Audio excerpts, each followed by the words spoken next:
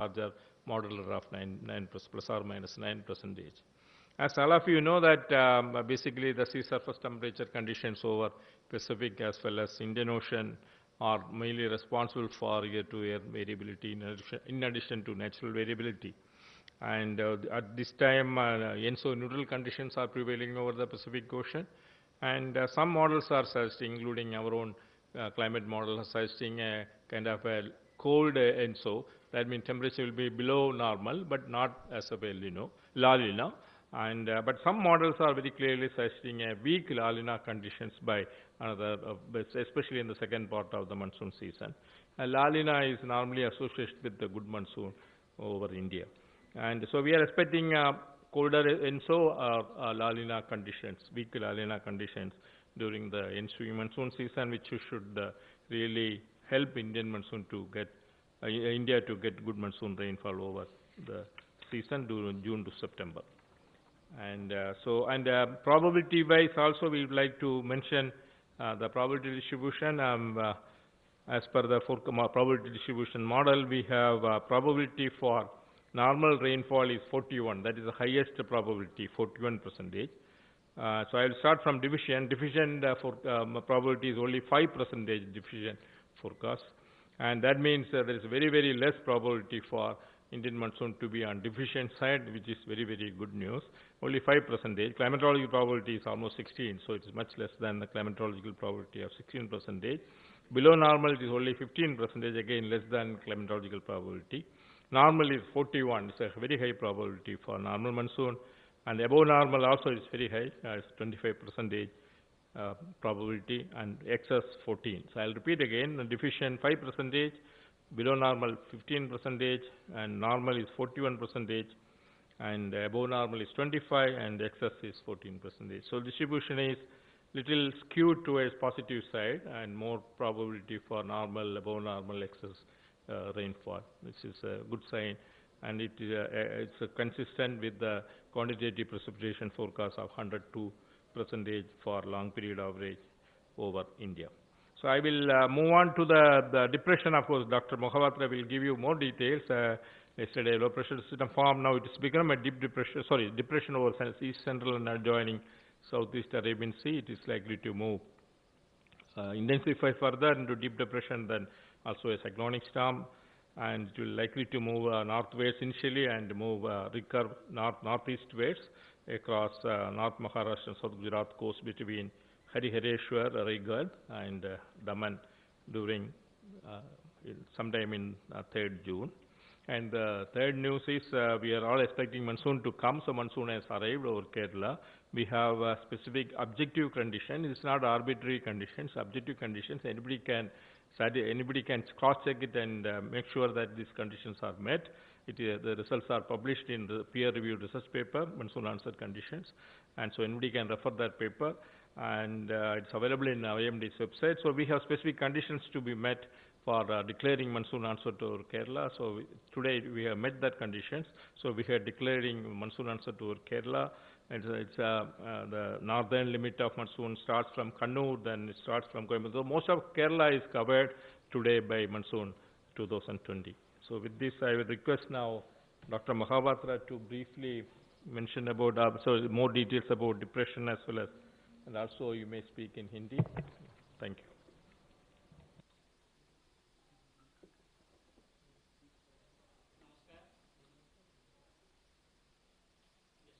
Sir, audio नहीं, audio sir.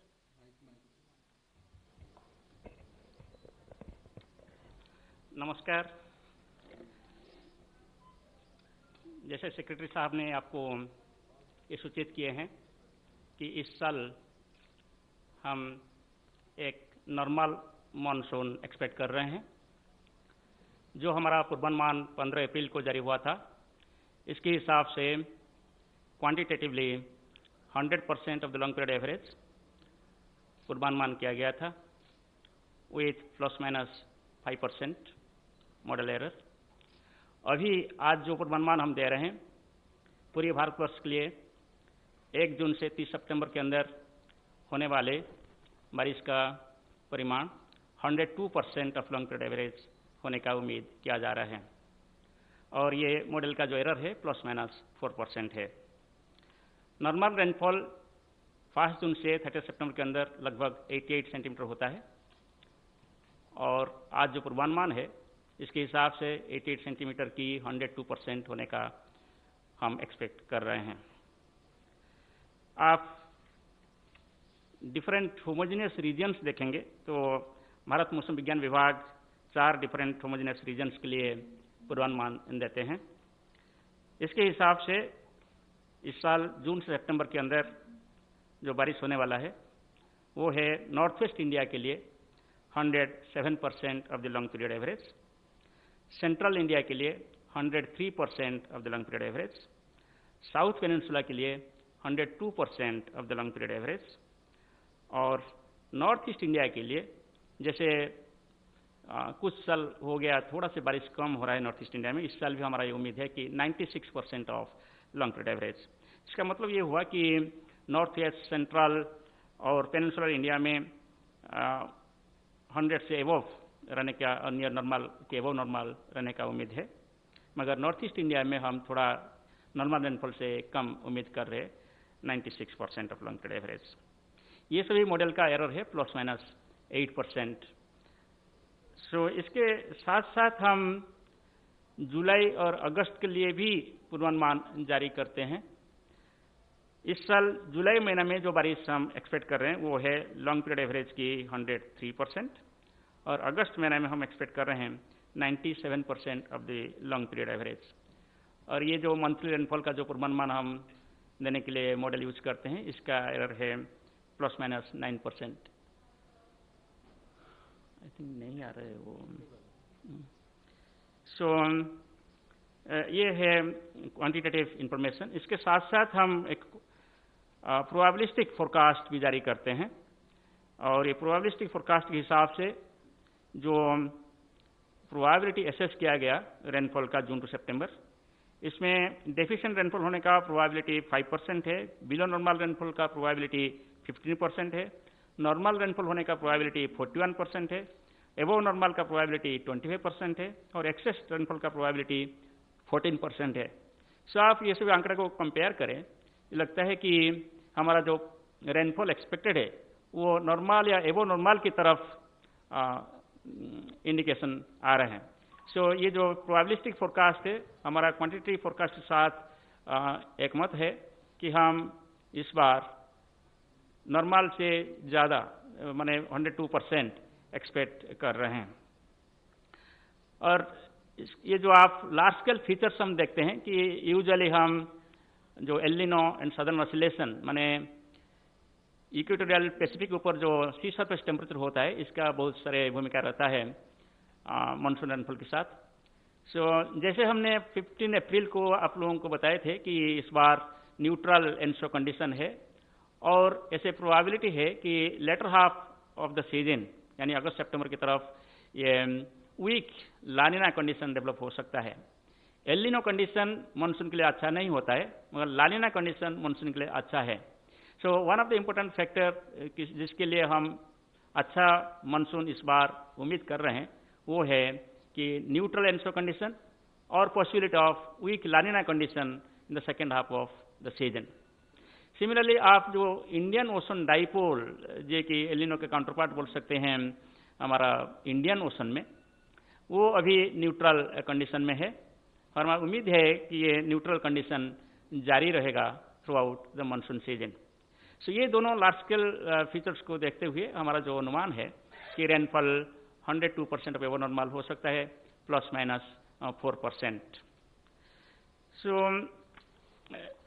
ये है अबाउट मानसून। जैसे सेक्रेटरी साहब ने आपको बता रहे थे, आज के दिन में हम और एक प्रेस रिलीज जारी किए हैं, वो है monsoon onset over Kerala.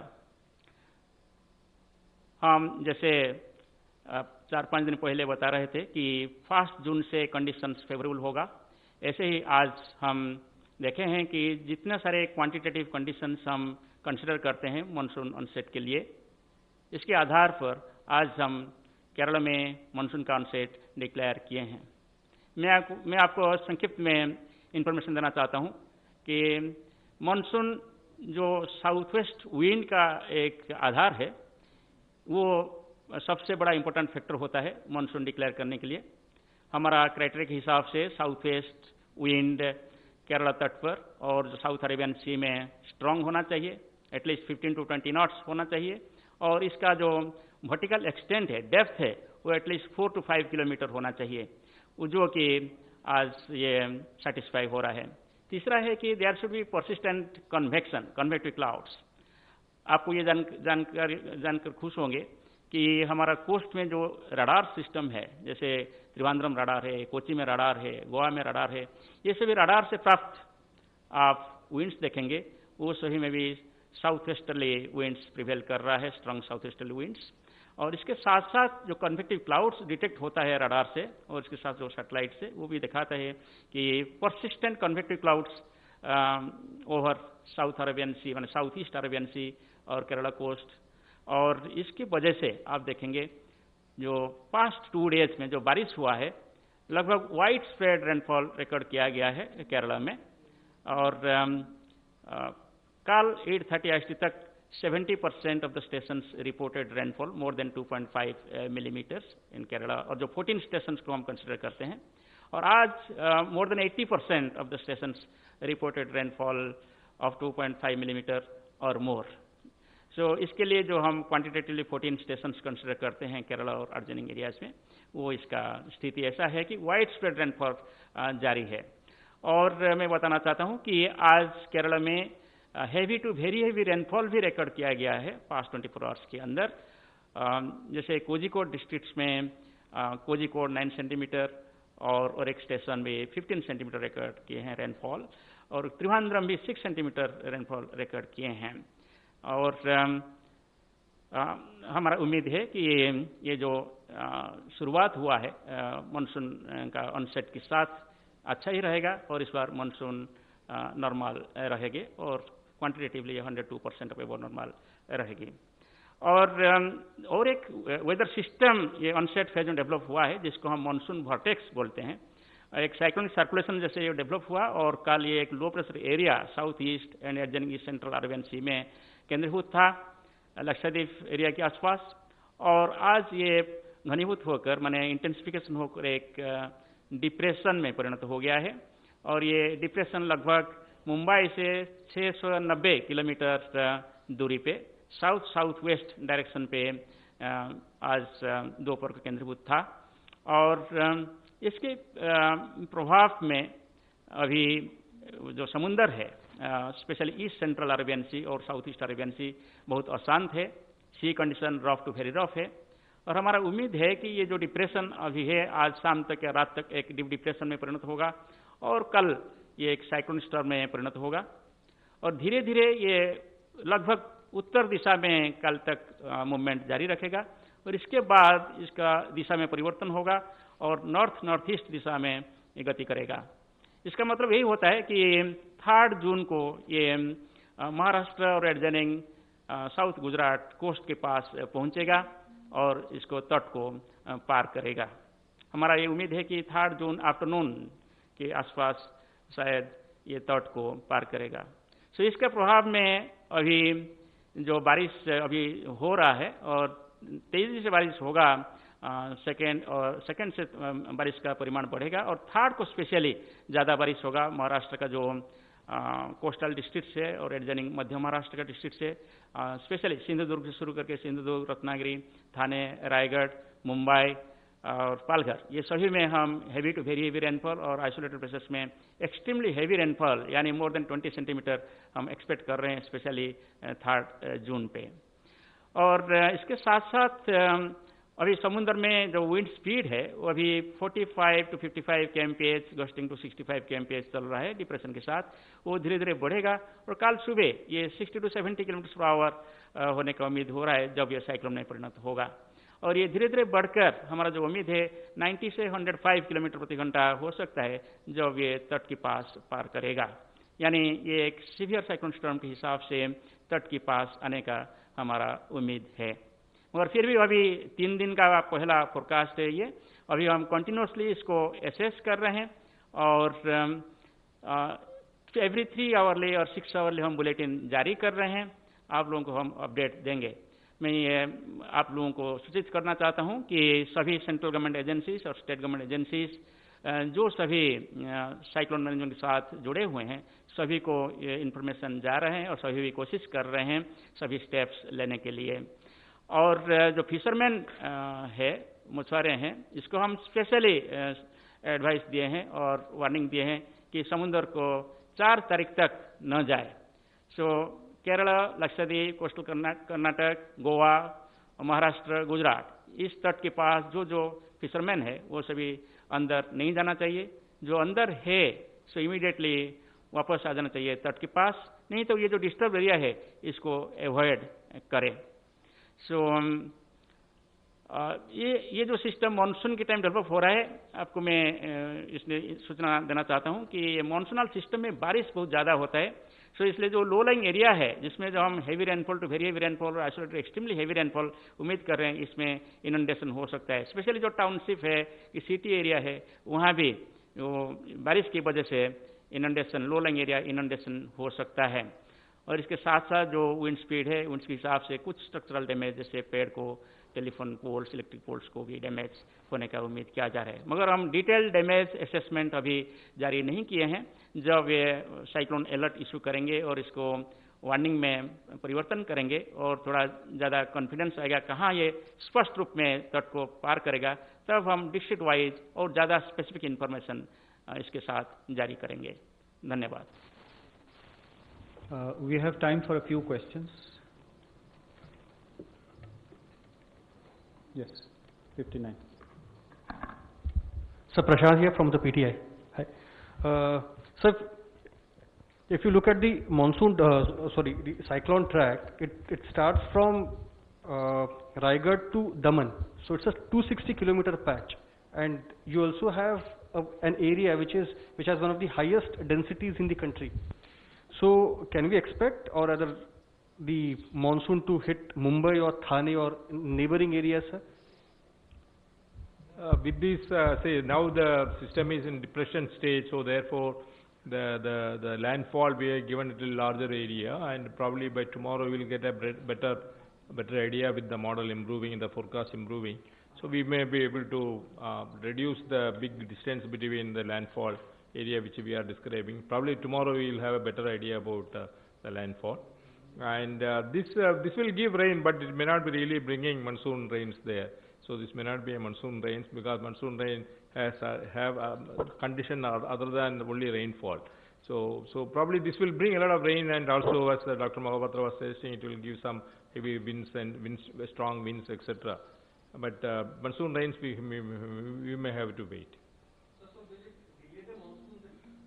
Yeah, it's quite possible that after the storm moves away, then there could be a lull, and we normally call it a hiatus in the monsoon onset. Yeah. I have a online question. Recently, many research papers say that while monsoon rainfall average may be reached often, the number of rainy days may reduce, and the instances of extreme rainfall episodes will increase. Does the IMD think there is a merit in also trying to forecast extreme rainfall episodes, if any, as part of its long-term forecast stage 2? Well, it's a good question. So we have been also trying it, but at present what we are trying to predict is the mean rainfall, but question is how many days we can expect heavy rainfall or extreme rainfall. We are trying to, this is in research mode, and probably I may not be able to make a commitment that when we can make it operational. So we would like to have a kind of long-range forecast on many other aspects. For example, how many days will be active spell, how many days will be break spells, and how many days we will have number of rainy days, etc. So we are doing in research mode, and probably maybe after a couple of years, probably we may be able to make operational this kind of forecast. 63. Sir, Ehtisham हूँ news 18 से। ये जो cyclone की स्थिति बनी हुई है, ये आगे किस तरह से इसको देखते हैं, कितना खतरा आंक रहे हैं, और कब तक ये सबसाइड करने की स्थिति में आ जाएगा? अभी जो हमारा असेसमेंट है, ये एक डिप्रेशन है और कल ये एक साइक्लोन में परिणत होने का हम उम्मीद कर रहे हैं। और जब तट के पास पहुंचेगा, दैट ऑन 3 जून ये तट के पास पहुंचेगा, हम उम्मीद कर रहे हैं, तब ये एक सीवियर साइक्लोन स्टॉर्म जिसका विंड स्पीड 90 से 105 किलोमीटर पर आवर होने का पूर्वानुमान है। और ये तट के पास 3rd आफ्टरनून में पार करने का भी हम सूचना दिए हैं, मगर ये अभी 3 दिन का पहले फोरकास्ट है, हम इसको अपडेट कर रहे हैं हर 3 घंटे। मगर फोरकास्ट हमारा कंटिन्यूसली वही है कि ये साइक्लोन होगा और ये महाराष्ट्र और एडजनिंग गुजरात कोस्ट की तरफ जाएगा और 3 तारीख को ये तट को पार करेगा। Any more questions? Anybody else who hasn't asked? Yes, please. Please identify your organization. From ABP News. ये जो साइक्लोन का आप लोग अंदेशा कर रहे हैं, हालांकि अभी स्पष्टता आएगी ऐसा आप बता रहे हैं, लेकिन इसका ज्यादा प्रभाव जो कुछ भी होगा वो गुजरात में ज्यादा रहेगा या महाराष्ट्र में ज्यादा रहने की आपको उम्मीद है? अभी हमारा जो पूर्वानुमान है, इसके हिसाब से महाराष्ट्र का जो कोस्टल डिस्ट्रिक्ट है, इसमें इसका ज़्यादा प्रभाव रहने का उम्मीद किया जा रहा है। स्पेशली जो मुंबई, थाने, रायगढ़ और Ratnagiri and Sindhudurg districts. Any more? Anybody else? One last question again from PTI, then we'll conclude. So, you mentioned that Northeast will receive 96% of the LPA. But what about East India? Because you have Jharkhand there, Bihar, West Bengal. So, what kind of rainfall are we expecting there, sir? So that is those states are part of Central India. We have told that. Sorry, that also part of, especially West Bengal and Jharkhand and all is a part of Northeast India. So there also we are expecting less rainfall this year. Okay, thank you, friends. With this, we conclude this press conference. Thank you very much. Thank you.